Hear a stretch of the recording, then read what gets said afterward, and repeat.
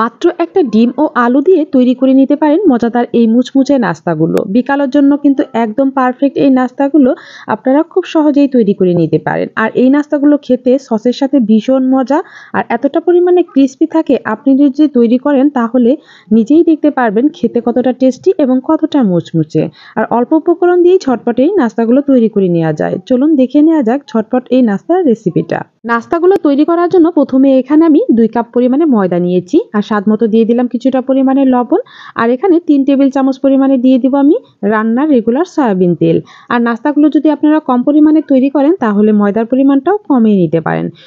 হাত দিয়ে খুব ভালো করে মাখিয়ে নিয়ে তারপরে অল্প অল্প পানি করে সুন্দর একটি ডো তৈরি করে নিতে হবে। আর এই পানিটা কিন্তু হতে হবে একদম নরমাল, গরম পানি নেওয়া যাবে না বা ঠান্ডা পানিও নেওয়া যাবে না। নরমাল তাপমাত্রা পানি দিয়ে অল্প অল্প করে খুব ভালো করে একটা সফট ডো তৈরি করে নিতে হবে। এই ডোটা কিন্তু একটু টাইট থাকবে, তবে এটা যদি আপনি রেস্টে রেখে দেন তাহলে দেখবেন কতটা সফট হয়ে গিয়েছে। 15 মিনিট আমি রেস্টে রেখে দেওয়ার পরে আবারও খুব ভালো করে আমি মুথে নিচ্ছি। দেখতেই পারছেন বন্ধুরা কতটা সফট হয়ে গিয়েছে। এখন আমি এই ডো থেকে ছোট ছোট করে লেচি কেটে নিচ্ছি প্রথমেই নাস্তাগুলো তৈরি করার জন্য। তারপর হাত দিয়ে খুব ভালো করে গোল আকৃতি করে আমি এটা রেখে দিচ্ছি। অন্যদিকে নাস্তাগুলো তৈরি করার জন্য যে পুরটা লাগবে সেটা তৈরি করে নিচ্ছি। তার জন্য চুলায় একটি ফ্রাই প্যান বসিয়ে কিছুটা পরিমাণে পেঁয়াজ কুচি দিয়ে দিলাম।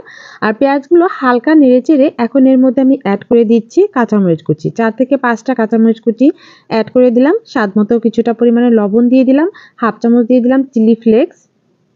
আর হাফ চামচ পরিমাণে দিয়ে দিলাম আমি এখানে ভাজা জিরের গুঁড়ো। এরপরে খুব ভালো করে আমি নেড়েচেড়ে নিচ্ছি।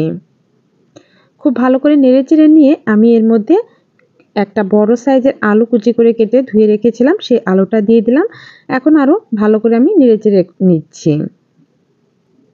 তেলের মধ্যে খুব ভালো করে একটু ভেজে নিয়ে হালকা একটু পানি দিয়ে দিলাম যাতে করে আলুটা খুব ভালো করে সিদ্ধ হতে পারে। ঢাকনা দিয়ে ঢেকে 2 থেকে 3 মিনিট জাল করে নেওয়ার পরে ঢাকনা খুলে আবারও খুব ভালো করে নেড়েচেড়ে নিচ্ছি। এরপরে আলুগুলো এক সাইডে করে রেখে আমি এর মধ্যে দিয়ে দেবো এখন একটা ডিম। একটা ডিম দিলেই কিন্তু হয়ে যাবে। একটা ডিম এবং একটা আলু দিয়ে এই মজার নাস্তার পুরটা আমি রেডি করে নেব। এখন আমি স্প্যাচুলার সাহায্যে ভেঙে আলুর সাথে মিক্সড করে খুব ভালো করে ভেজে নেব যাতে করে ডিমের কাঁচা গন্ধটা না থাকে। ডিম এবং আলু দিয়ে খুব ভালো করে আমি ভেজে নিব আরও 2 মিনিটের জন্য। আর স্প্যাচুলার সাহায্যে আলতো করে একটু আলুগুলো আমি আধা ভাঙা ভাঙা করে দিচ্ছি। সবশেষে এই নাস্তার পুরের মধ্যে আমি দিয়ে দিব কিছুটা পরিমাণে ধনেপাতা কুচি।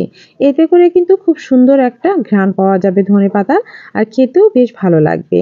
আবারও হালকা একটু নেড়েচেড়ে চুলার আঁচটা বন্ধ করে দেব। আর এই পুরটা কিন্তু ঠান্ডা করে নেওয়ার পরেই নাস্তাগুলো তৈরি করে নিতে হবে। একটু ভেঙে দিলাম এই নাস্তার যে আলুগুলো ছিল আস্ত আস্ত, সেগুলো ভেঙে দিয়ে আমি এখন ঠান্ডা হতে দিয়ে দিলাম। অন্যদিকে পিঁড়িতে একটা লেচি নিয়ে এখন গোলাকৃতি করে পাতলা করে একটা রুটি বেলে নিতে হবে। এই নাস্তাগুলো তৈরি করার জন্য যত পাতলা রুটি বেলে নেবেন ততটা বেশি কিন্তু ক্রিস্পি হবে। তাই ধৈর্য নিয়ে খুব সুন্দর করে পাতলা রুটি বেলে নিতে হবে। আমার কিন্তু একদম পাতলা একটা রুটি বেলা হয়ে গিয়েছে, হাতে তালু দেখা যাচ্ছে এতটা পাতলা রুটি আমি বেলে নিয়েছি। এরপরে একটা বাটিতে আমি 1.5 চামচ পরিমাণে আটা বা ময়দা যেটাই দিন না কেন দিয়ে ঠান্ডা পানি দিয়ে ঘন একটা ব্যাটার তৈরি করে নিচ্ছি। আর এটা আঠার কাজ করবে, তার জন্য আমি এটা প্রথমে একটু বানিয়ে নিচ্ছি। ব্যাটারটা কিন্তু আমার একদম রেডি। এখন আমি নাস্তাটা কিভাবে তৈরি করব সেটাই খুব ভালো করে লক্ষ্য করুন। একটা কাটার বা চাকু বা ছুরি যে কোনো কিছুর সাহায্যে এভাবে চারকোনা করে আমি কেটে একটু সমান করে নিচ্ছি যাতে করে নাস্তাগুলো তৈরি করার পর দেখতে অনেকটা সুন্দর লাগে। এরপরে আমি পুর দিয়ে দিচ্ছি, হাত দিয়ে একটু সমান করে দিলাম আর উপরে দিয়ে দিচ্ছি আমি সেই ময়দার ব্যাটারটা। এরপরে আমি দেখুন ঘুরিয়ে ঘুরিয়ে রোলের মতো করে নিচ্ছি। ব্যাটারটা দেওয়ার কারণে কিন্তু অনায়াসে লেগে গিয়েছে, আর 2 পাশে কাঁটা চামচ দিয়ে আমি এটা সিল করে দিচ্ছি।